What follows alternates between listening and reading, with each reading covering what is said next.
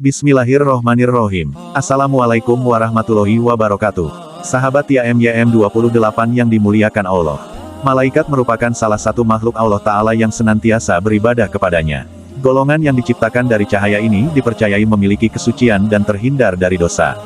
Ternyata malaikat kerap mendoakan kebaikan dan beristighfar untuk manusia. Namun tidak sembarangan, mereka akan memilih manusia yang melakukan amal kebaikan saja untuk didoakan.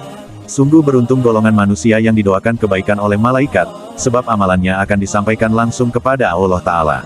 Salah satu doa malaikat yang dilantunkan untuk hamba yang diridhoi tercantum dalam Quran Surah Al-Ahzab ayat 43 yang artinya, Dialah yang memberi rahmat kepadamu dan malaikatnya, memohonkan ampunan untukmu, supaya dia mengeluarkan kamu dari kegelapan kepada cahaya, yang terang, dan adalah dia maha penyayang kepada orang-orang yang beriman. Ternyata, amalan tersebut merupakan amalan yang cenderung ringan serta melekat dalam kehidupan sehari-hari. Malaikat-malaikat tersebut berdoa untuk kebaikan dan keberkahan bagi orang-orang yang layak menerima doa mereka. Lalu siapa saja golongan beruntung yang mendapatkan doa kebaikan dari malaikat? Berikut 13 orang yang didoakan kebaikan oleh malaikat diantaranya. 1. Orang yang tidur dalam keadaan bersuci. Dari Abdullah bin Umar radhiyallahu anhu, Rasulullah shallallahu alaihi wasallam bersabda, barang siapa yang tidur dalam keadaan suci, maka malaikat akan bersamanya di dalam pakaiannya. Dia tidak akan bangun hingga malaikat berdoa, Ya Allah, ampunilah hamba-Mu si fulan karena tidur dalam keadaan suci.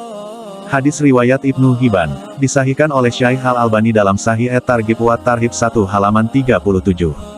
2. Orang yang sedang duduk menunggu waktu sholat. Dari Abu Hurairah radhiyallahu anhu, Rasulullah shallallahu alaihi wasallam bersabda, tidaklah salah seorang di antara kalian yang duduk menunggu sholat, selama ia berada dalam keadaan suci, kecuali para malaikat akan mendoakannya, Ya Allah, ampunilah ia. Ya Allah sayangilah ia. Hadis sahih riwayat Muslim nomor 469. 3. Orang-orang yang berada di saf barisan depan di dalam sholat berjamaah. Dari Bara bin Azib Rasulullah shallallahu alaihi wasallam bersabda, sesungguhnya Allah dan para malaikatnya bersalawat kepada orang-orang yang berada pada saf-saf terdepan. Hadis riwayat Abu Dawud dan Ibnu Huzaimah. Disahihkan oleh Syaikh Al-Albani dalam Sahih Sunan Abu Dawud 1 halaman 130. 4. Orang yang menyambung saf sholat berjamaah, tidak membiarkan kosong di dalam saf.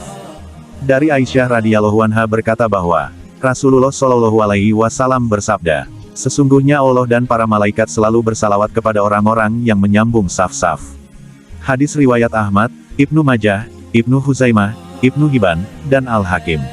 Disahihkan oleh Syaikh Al-Albani dalam Sahih At-Targhib wa Tarhib 1 halaman 272. 5.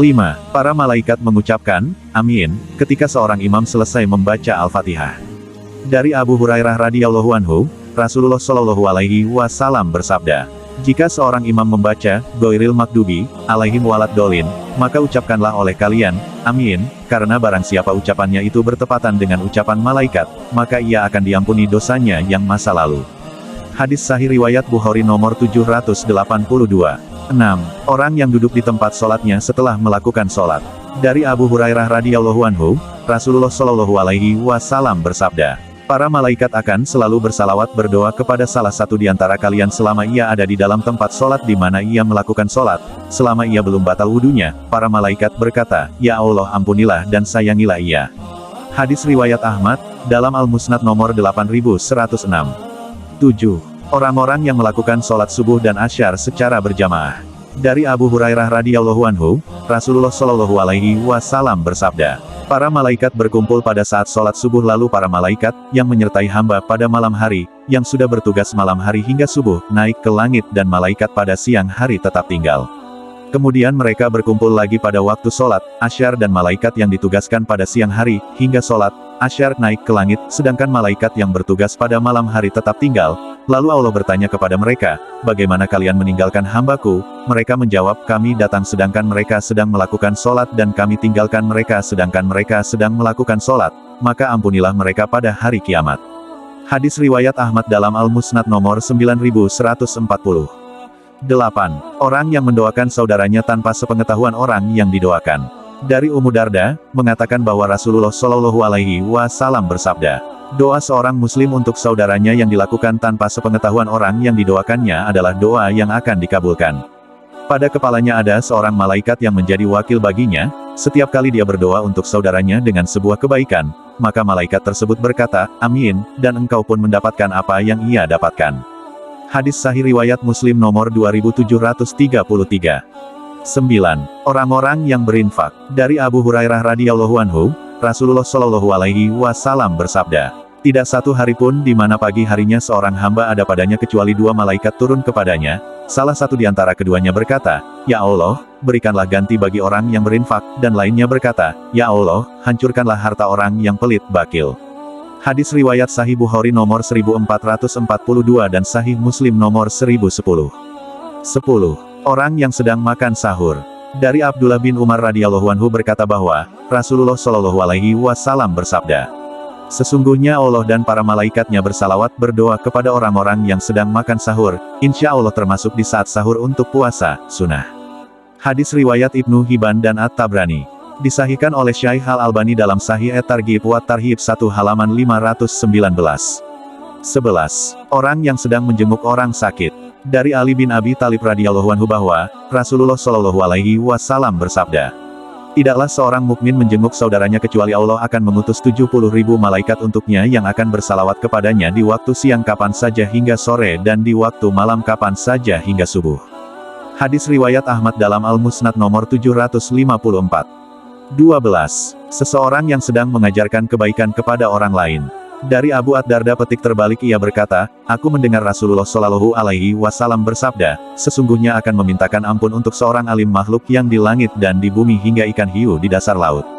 Hadis Sahih riwayat Ibnu Majah nomor 235. Dari Abu Umamah Al-Bahili radhiyallahu anhu, Rasulullah shallallahu alaihi wasallam bersabda, "Keutamaan seorang alim atas seorang ahli ibadah bagaikan keutamaanku atas seorang yang paling rendah di antara kalian.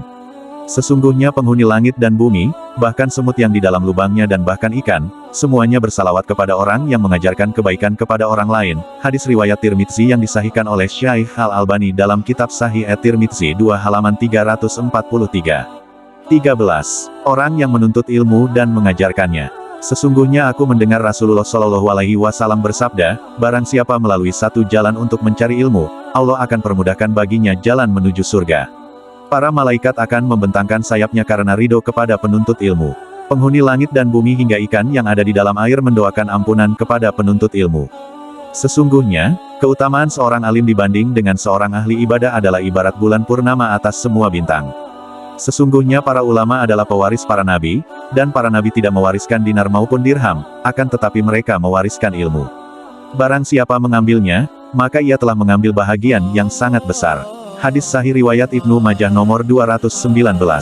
Dalam hadis lainnya, Rasulullah shallallahu alaihi wasallam bersabda, "Barang siapa menempuh suatu jalan untuk menuntut ilmu maka Allah memudahkan jalannya menuju surga."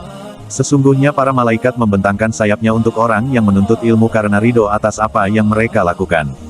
Dan sesungguhnya orang yang berilmu benar-benar dimintakan ampun oleh penghuni langit dan bumi, bahkan oleh ikan-ikan yang berada di dalam air. Hadis Sahih riwayat Abu Dawud nomor 3641 dan Tirmidzi nomor 2682. Demikianlah 13 golongan manusia yang didoakan kebaikan oleh malaikat. Semoga kita menjadi salah satu golongan orang yang selalu didoakan kebaikan oleh malaikat.